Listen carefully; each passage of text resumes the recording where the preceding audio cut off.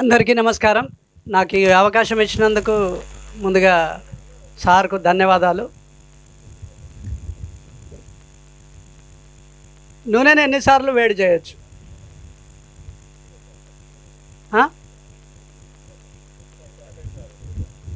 ఒక్కసారి అని ఒక్కరిద్దరు అంటున్నారు, అంటే మిగతా వాళ్ళు ఎన్నిసార్లు అన్నా వేడి చేయొచ్చు అని అర్థం. రైట్.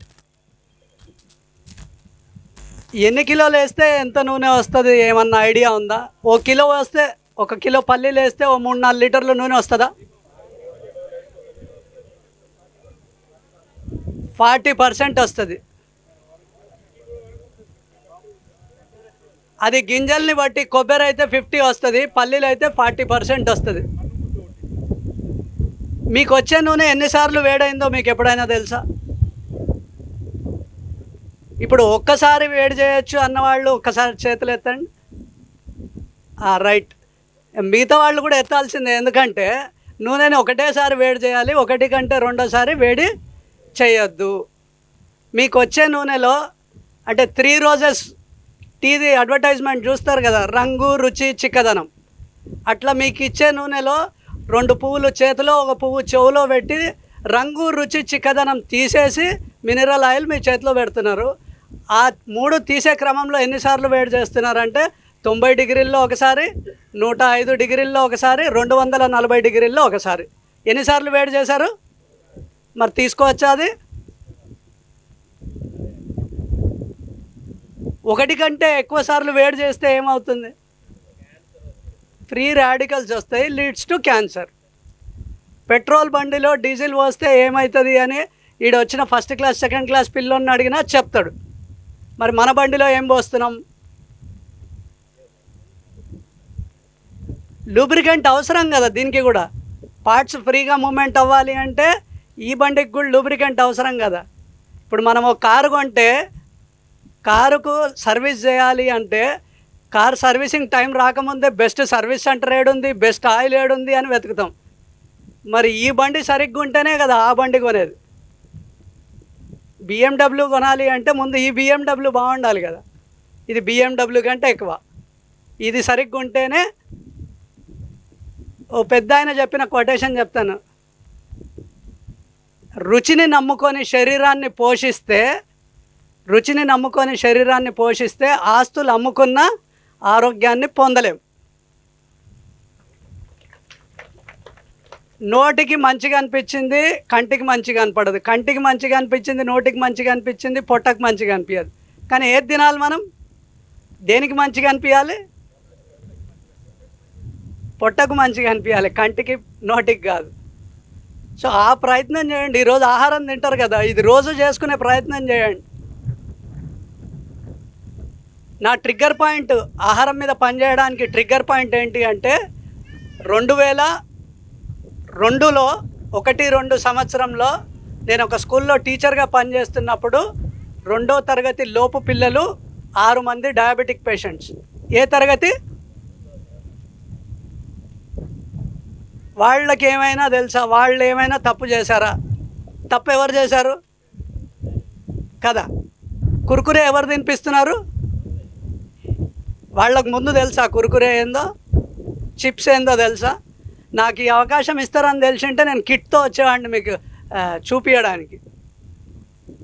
ఏదో నేను మీలాగా వచ్చినాను, సార్ ఉండి ఓ 15 నిమిషాలు ఎంగేజ్ చేయమంటే విషయం చెప్దామని మాట్లాడుతున్నాను. ఫ్లోలో నేను ఎటో వెళ్ళిపోతుంటాను. సబ్జెక్ట్ ఎక్కువ 15 నిమిషాల్లో మాట్లాడాలంటే ఎటో వెళ్ళిపోతుంటాను, క్షమించాలి. ఎద్దుగానుగ గురించి మాట్లాడమన్నారు కానీ మధ్యలో ఇంకోటి కూడా మాట్లాడుతూ ఉంటాను. ఎందుకంటే ఎద్దుగానుగ గురించి శిక్షణ 2 రోజులు ఇస్తాం మేము. ఇదే శిక్షణ ఇట్లే ఓన్లీ నూనెల గురించే మాట్లాడతాం 2 రోజులు. ఇప్పటికీ దేవుడి దయ వల్ల ఒక 1700 మందికి శిక్షణ ఇచ్చాం. అందులో 600 పైన గానగలు పెట్టారు. మీరు రేపు పొద్దున ఎప్పుడైనా అంటే మా శిక్షణ ఇచ్చే ఉద్దేశం ఒకటే, శిక్షణకు వచ్చిన వాళ్ళు ఒక గానుగ పెట్టి మంచి ఎంటర్ప్రీనర్ అన్నా కావాలి, లేదా గానుగ పెట్టిన వాళ్ళతో తీసుకొని మార్కెటింగ్ అన్నా చేయాలి, లేదా వాళ్ళు కస్టమర్ అవ్వాలి. ఈ మూడిట్లో ఏదో ఒకటి అవుతారు మా దగ్గరికి వస్తే. దేంట్లో ఏ కేటగిరీలోకి మీరు వస్తారో ఆ ట్రైనింగ్ అయిపోయిన తర్వాత మీరు డిసైడ్ చేసుకోవచ్చు. మొత్తానికి ఏదో కేటగిరీలోకి అయితే వస్తారు. ఆ వచ్చినప్పుడు ఏం చేస్తామంటే శిక్షణలో విషయాలన్నీ చెప్పి దాంతోపాటు అంటే మ్యాథ్సు, సైన్సు, టేస్టు 3 అయిపోతాయి. అంటే అదే నూనెతో మీకు కొబ్బరి నూనెతో పూరీలు చేసి పెడతాం, ఆవాల నూనెతో బజ్జీలు చేసి పెడతాం, బిర్యానీ చేస్తాం అదే నూనెలతో. అంటే టేస్ట్ చేస్తే ఇప్పుడు చక్కెర గురించి మాట్లాడమని సార్ నాకు మైక్ ఇచ్చారనుకోండి, నేను 20 నిమిషాలు మాట్లాడాను అనుకోండి, అది బాగా అర్థమవుతుందా, నోట్లో వేస్తే బాగా అర్థమవుతుందా? అందుకని అక్కడికి వస్తే కంటితో నడిచేది చూడొచ్చు, మీరు రాసుకొని మ్యాథ్స్ రాసుకోవచ్చు, ఎట్లా చేస్తే ఏమొస్తుంది, ఎప్పుడు ఏం చేయాలి, ఏం తీసుకోవాలి అనేది రాసుకోవచ్చు. ఆ తర్వాత తింటే ఆ ఎక్స్పీరియన్స్ అంటే అనుభూతి. మీలో ఎవరైనా శిక్షణకు రావాలని అనుకుంటే నా నంబర్ రాసుకోండి, ట్రైనింగ్ అని ఒక వాట్సాప్ మెసేజ్ పెట్టండి.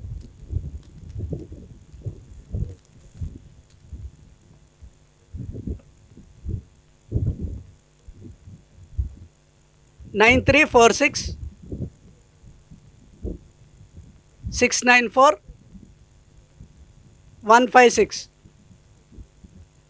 9346 694 156.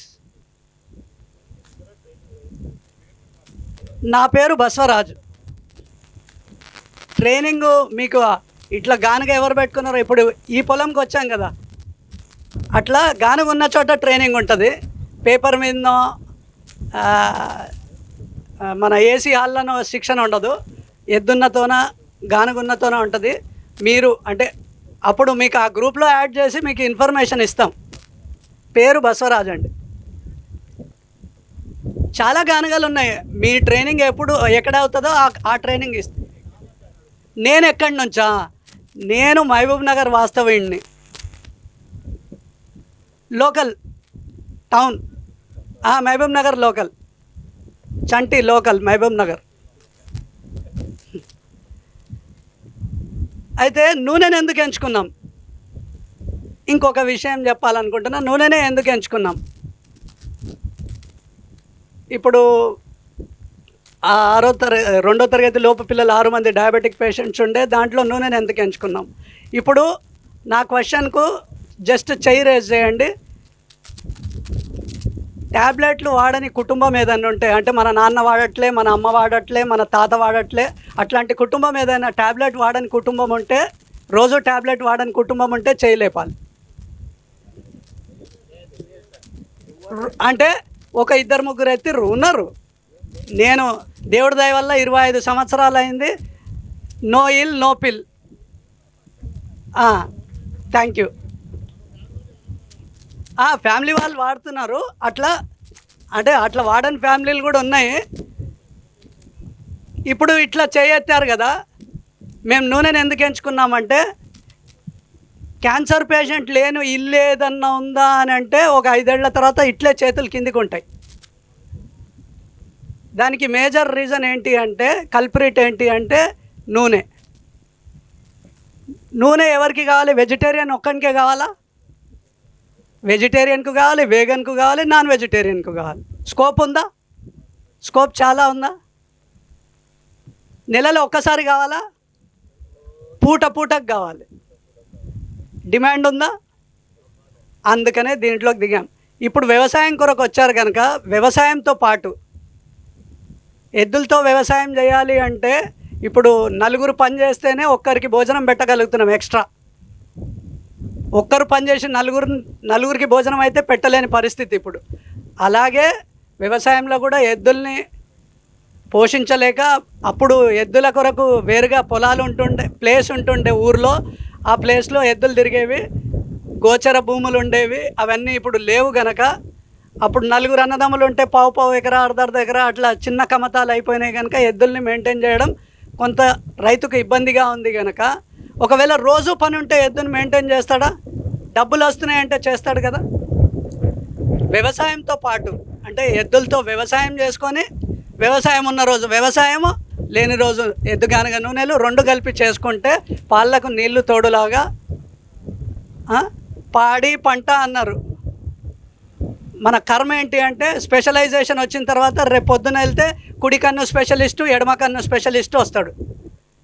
వ్యవసాయాన్ని సమగ్రంగా ఉండేది అగ్రికల్చర్, హార్టికల్చర్, ఫ్లోరోకల్చర్, ఫిష్ కల్చర్, ఆ కల్చర్, ఈ కల్చర్ అని పార్టులుగా విడదీశారు. సో అప్పుడు సమగ్రంగా అన్నీ చేసుకునేవాళ్ళు. ఉప్పు ఒక్కటే బయట నుంచి తెచ్చుకునేవాడు రైతు. ఇప్పుడు అన్నీ బయట నుంచే తెచ్చుకుంటున్నాడు. ఎద్దులు వ్యవసాయానికి దానికి వాడుకుంటే ఆయనకు కడుపు నిండా. వ్యవసాయం అష్యూర్డ్ ఇన్కమ్ కాదు, మన చేతుల్లో లేదు. ఇత్తనం వేసే వరకే మనము, నీళ్లు పెట్టే వరకే మనము. మన చేతుల్లో ఉన్న పని వ్యవసాయానికి అలైడ్ ఏమన్నా చేయొచ్చు అంటే రైతుకు మనం గ్రామంలో డ్రైవర్ జాబ్ ఇవ్వగలుగుతామా? వాచ్మెన్ జాబ్ ఇవ్వగలుగుతామా? ఇవ్వలేం. సో వ్యవసాయ అనుబంధంగా ఏదైనా చేయొచ్చు అంటే ఎద్దుగానుగ. ఈ రెండు చేసుకుంటే కొంత ఎద్దుగానుగ రోజు నడుస్తూ ఉంటుంది, అవసరాన్ని బట్టి వ్యవసాయం కూడా నడుస్తూ ఉంటుంది. పాలు నీళ్ళు తోడైతే జీవనం హాయిగా సాగుతుంది అని. అంటే ఇది కూడా మేము చెప్పడం ఎందుకు మొదలెట్టామంటే ఇందాకే చెప్పాను కదా, 3 పూటలు అవసరము, వేగన్కి అవసరము, వెజిటేరియన్కి అవసరము, అందరికీ అవసరం. సో లక్షల గానుగలు కావాలి దేశానికి, నూనె కావాలి అంటే. అన్ని గానుగలు మేము పెట్టలేము కనుక జ్ఞానాన్ని పంచుతున్నాం. ఇప్పుడు ఇక్కడ జ్ఞానాన్ని ఎందుకు పంచుతున్నారు? వాళ్ళు ఒక్కరే చేసుకోవచ్చు కదా, ఎందుకు పంచుతున్నారు మనందరికీ? వాళ్ళొక్కరే ఏ మూలకు సరిపోరు కనుక. కరెక్ట్గా ఎడ్యుకేట్ అయితే పక్కనున్న ఊరికి కూడా సరిపోరు కనుక మేము కూడా అదే ఉద్దేశంతో అందరికీ గానుగ నూనెల మీద జ్ఞానాన్ని పంచుతున్నాం. మరిన్ని అప్డేట్స్ కోసం బ్యాక్ టు రూట్స్ యూట్యూబ్ ఛానల్ని సబ్స్క్రైబ్ చేసుకోండి.